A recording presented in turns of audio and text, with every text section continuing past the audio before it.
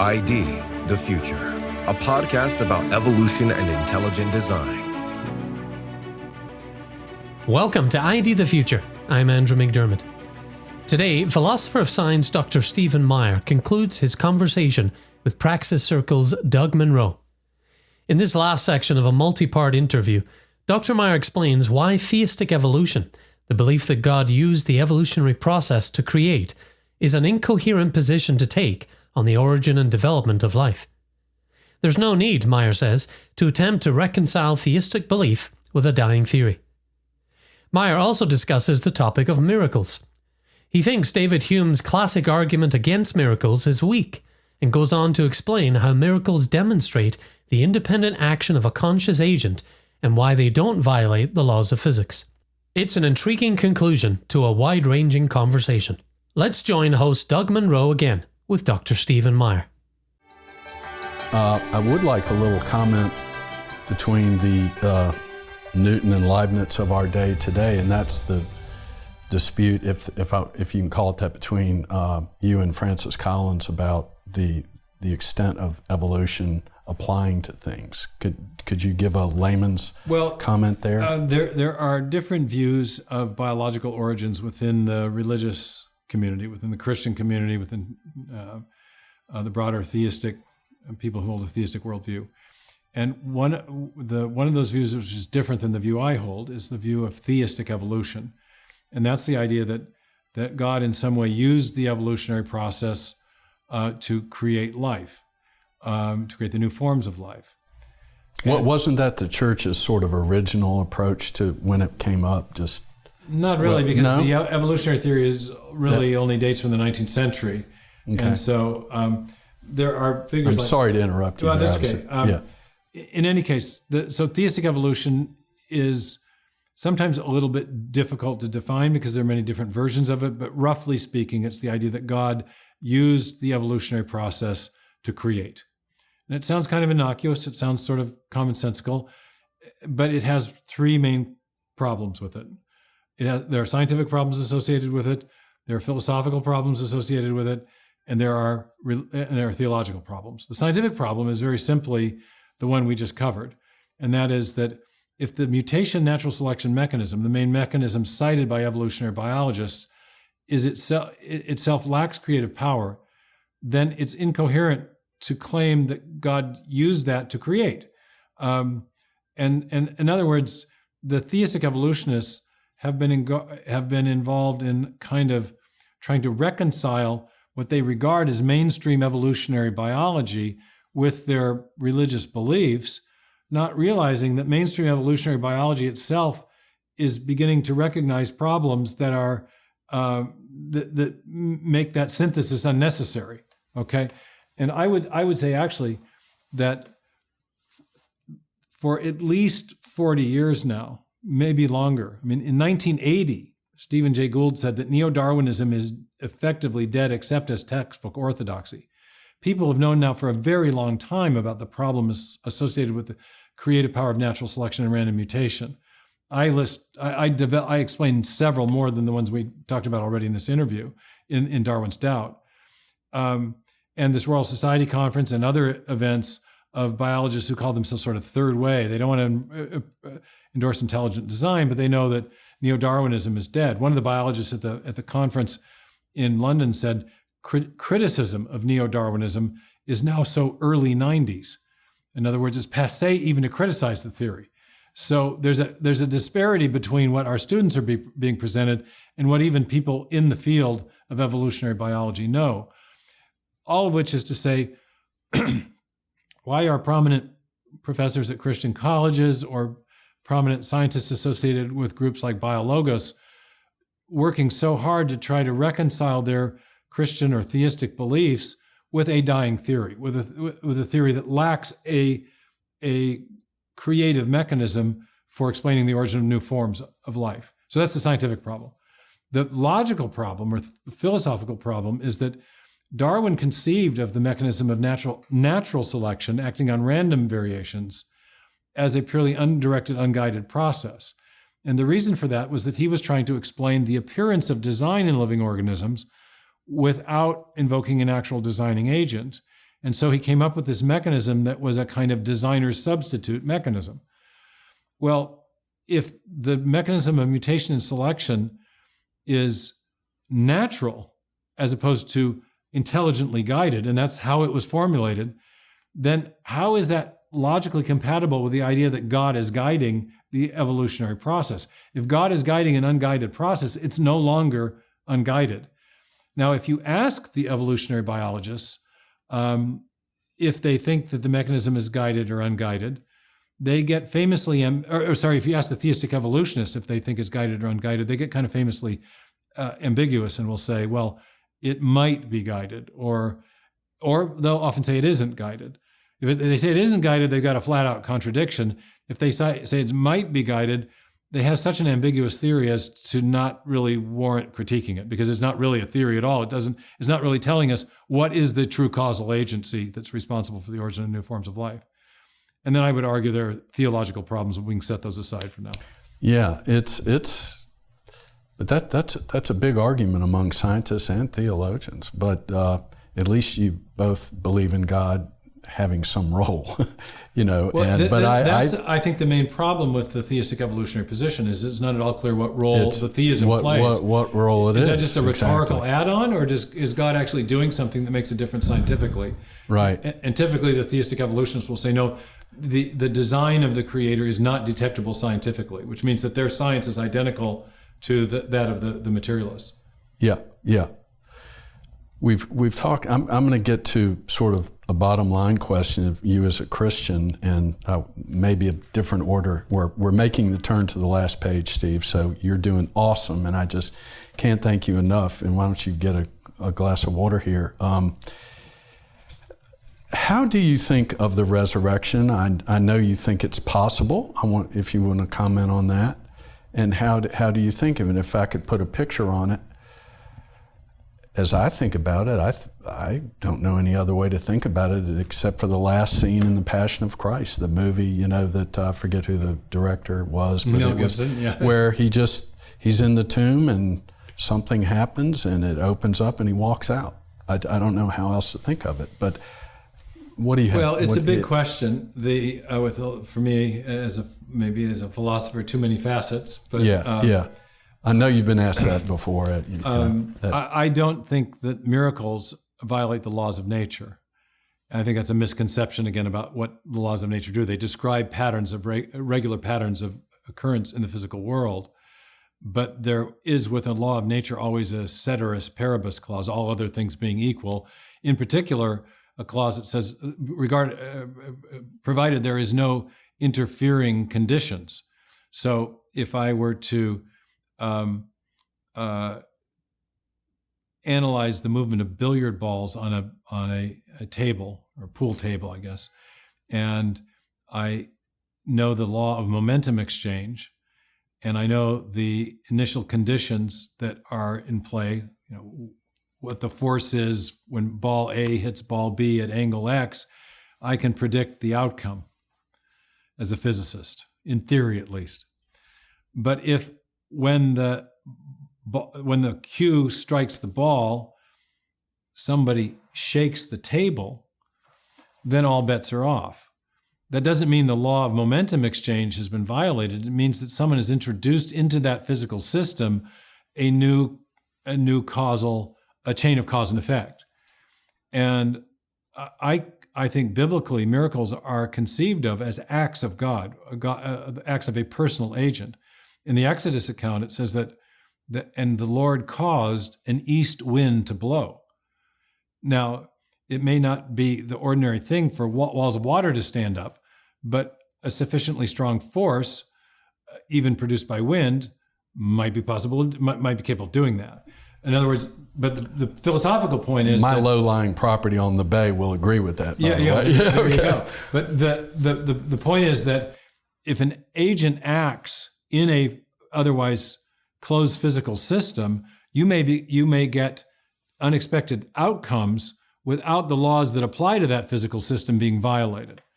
So I think that and that argument and other arguments that I could make against, say, Hume's skeptical argument against miracles I think Hume's argument against miracles is incredibly weak. But anyway, I don't think there are good, in principle, philosophical reasons to reject the possibility of miracles.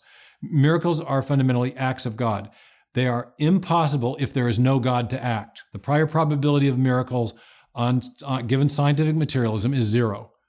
But if you have good reasons for believing in God, then the probability shifts to non-zero, and you have to evaluate the historical evidence itself to see whether or not it suggests that a miracle took place. And in my case, without going into all the details, I have had a deep dive into some of the great scholars who have examined the historical evidence surrounding the resurrection.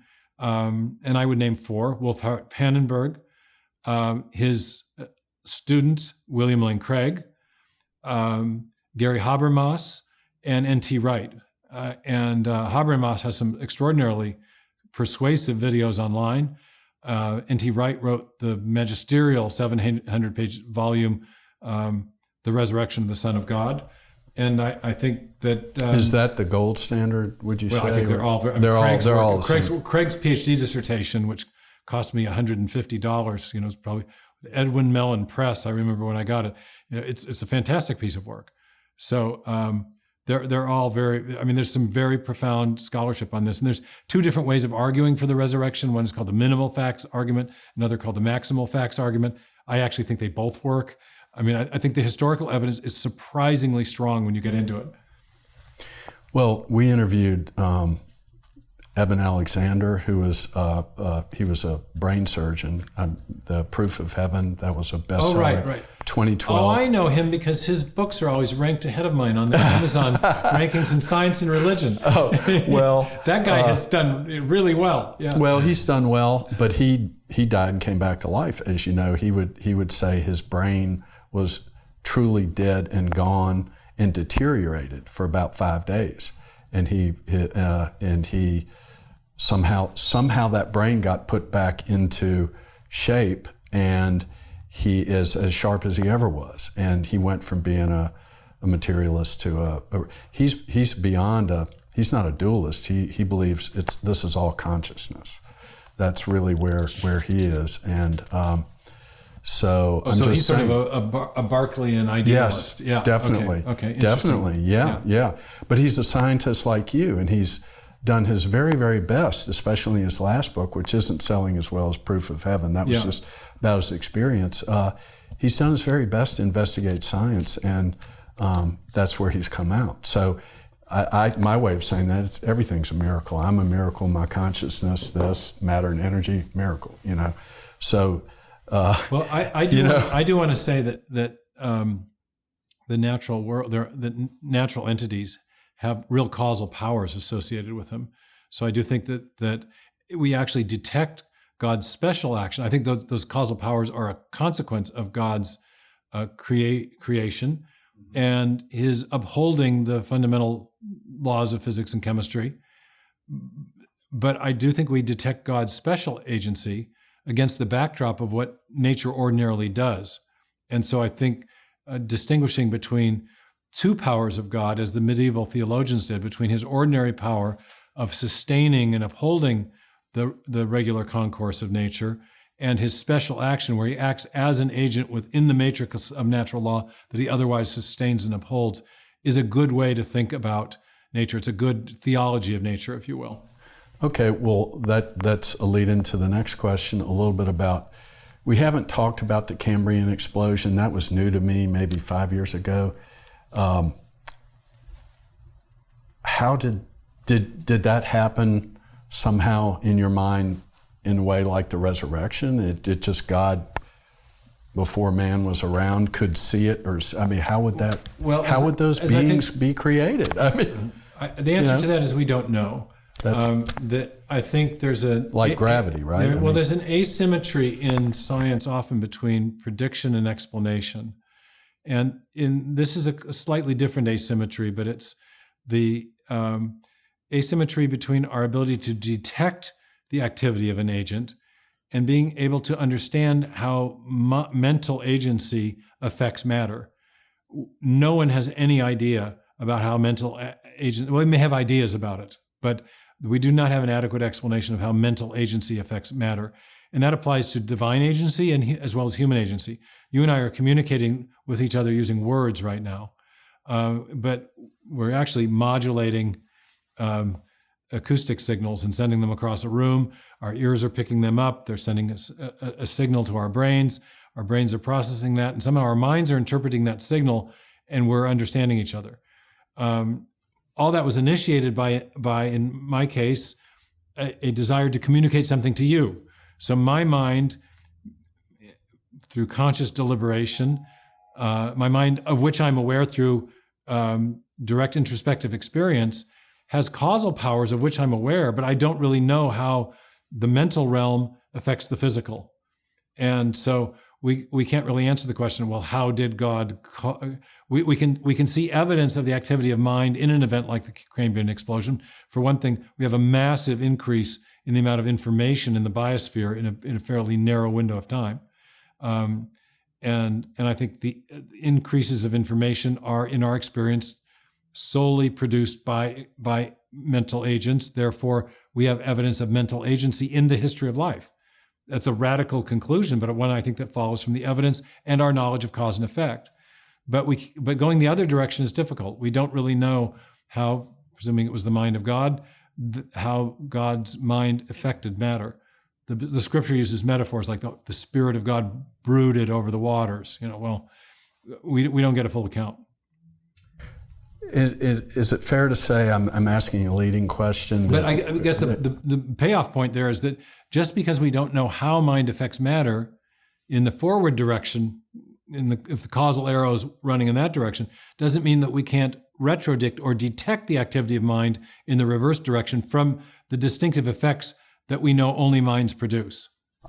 Yes, and that's pretty obvious. Along those same lines, at least to me and you, along those same lines, would it be fair to say that, like, gravity for one, how life started, number two, what consciousness really is, number three, in spite of Daniel Dennett, there's really no scientific explanation for that, those things that are satisfying yet, right? Or we don't feel like we... I would quibble with the framing of your question slightly, okay? Because we want to say that positing an intelligent cause is a properly scientific explanation for certain types of evidence, especially within certain types of science. If I am asking a question about causal origins of something that happened a long time ago, and I have every indicator in that event of the distinctive activity of an intelligent agent, then the best explanation is to infer that an agent played a role, and that's also a scientific explanation. Or it's at least as scientific as its competitor, a Darwinian materialistic explanation. Because it's not, the difference between Darwinism and intelligent design is not that there are two different types of things, rather than they're two different competing theories trying to explain the same types of events. And they're even using the same methods of reasoning to do so. So I would say yes, I don't think we've had materialistic or evolutionary explanations for the origin of the Cambrian animals, or the origin of the other abrupt appearances of living forms in the history of life, or the origin of life, nor have we had materialistic explanations that explain the fine-tuning or explain consciousness. But that doesn't mean that there might not be non-materialistic explanations that have an equally good claim to be scientific. I'm with you 100%. I just remembered the name of Dr. Alexander's last book. It's The Mindful Universe, I think. And so interesting. We'll have to get to know each other. Yeah. He's a real good guy, and he was very generous with his time, like you are. I actually knew his sister at Carolina, and he's a little bit older. Okay, now we've only got like 3 or 4 more questions. Yeah. Are we okay? No, I think we're okay. Yeah. Okay. Yeah. Well, maybe not all 3 or 4, but maybe ought to cut off by 2. Okay. 2. All right. Are you a dualist? How do you think of? I'm a dualist interactionist. Yeah. I'm not a Cartesian dualist, but there's a model of mind-body interaction that was developed by Sir John Eccles, and some of his colleagues in the 90s, a great brain physiologist who was a mind-body dualist. And he and Karl Popper wrote a book called The Self and Its Brain. And a book that I love is a book about how to treat anxiety disorders, practical sort of book for people to help with anxiety called You Are Not Your Brain by Jeffrey Schwartz. And it's the same kind of concept that the self or the soul or the mind controls the brain or can control the brain as an instrument of its existence. We have what Jeffrey Schwartz, a great psychiatrist at UCLA, has discovered is that the most effective ways to treat anxiety disorders are to help people to retrain their brain, retrain certain patterns of thinking that are reflexive, and you can use your mind to do that. And so that the very success of those modes of treatment suggests a distinction between mind and brain. I'm sorry, I thought it was more like 1:30. Two more questions for you. Right, Two more questions with 4 minutes to go. What is wokeness? What's your view of cultural Marxism, postmodernism, and identity politics together? What would you have to say about that? I think I'm going to pass on that one for some reasons. I have a lot of interest in that, but I think I'll just pass on that. Yeah. What about this is another political question. I think you can answer the last one. Anything to say about Christian nationalism? Same thing there, but I will say something about our current political and cultural setting. This year marks the 40th anniversary of a great speech that was given by Alexander Solzhenitsyn, his Men Have Forgotten God speech. And it has an incredible sort of anecdotal opening where he tells about, as a young person, the news is spreading across Russia about the success of the Bolshevik Revolution. And the old people are weeping in the fields. And he's told repeatedly by older people that these great disasters have befallen Russia because men have forgotten God.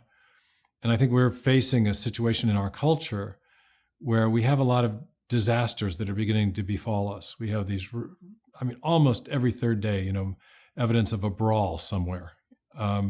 We have violence, we have crime, we have epidemic teen suicide, we've got the fentanyl crisis, we've got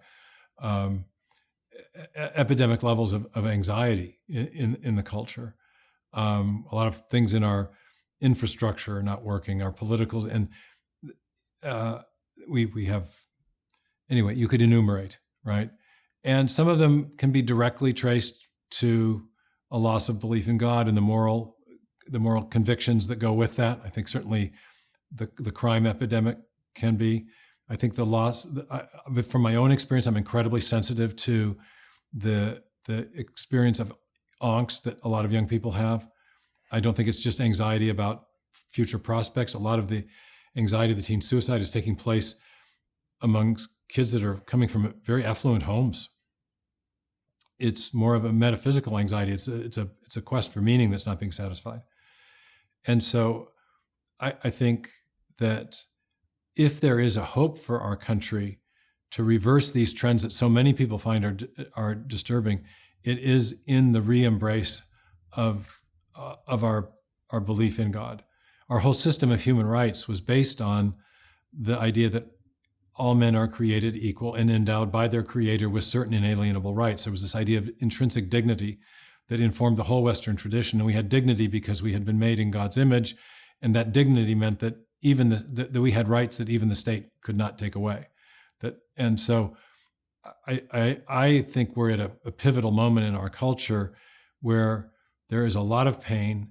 There is an increasing dysfunction in society, in cities, in families, and our last, best, and greatest hope is to return to God. And I wrote Return to God Hypothesis in part because I'm completely persuaded by the evidence, and I think it's a great story that's been not told. But now that the book's out, I'm also hoping it will have an effect in opening people's minds and hearts to the reality of God, because I do think we can, as the philosophers say, have knowledge of God. There is justification for true beliefs about our Creator, and I think it provides returning to that theistic foundation for culture and for family life and for personal life, I think provides the best hope for all of us. We want to help you with that at Praxis Circle, and John Haidt is writing a book about the anxiety problem. But you have a window on this because I think you're at the tip of the spear. Are you optimistic or pessimistic for us in this country over, say, the next 10 years? Do you have? I get answers all over the place on this, and you believe me. People you think would be optimistic will be pessimistic, and people you think it's just.